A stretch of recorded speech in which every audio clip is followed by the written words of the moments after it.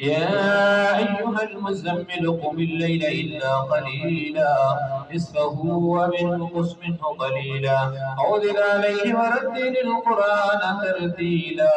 إنا سنلقي عليك قولا ثقيلا إن ناشئة الليل هي أشد وطئا وأقوم قيلا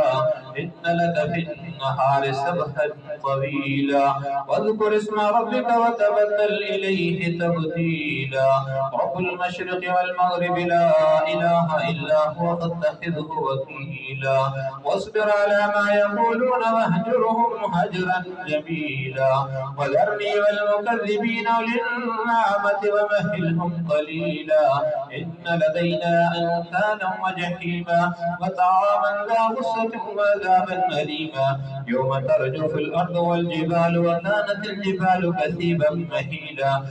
إنا أرسلنا عليكم رسولا شاهدا عليكم كما أرسلنا إلى فرعون رسولا فعصى فرعون الرسول فأخذناه أخذا وبيلا فكيف تتقون إن كفرتم يوما يجعل الولدان شيبا والسماء منفطر به كان وعده مفعولا إن هذه تذكرة فمن شاء اتخذ إلى ربه سبيلا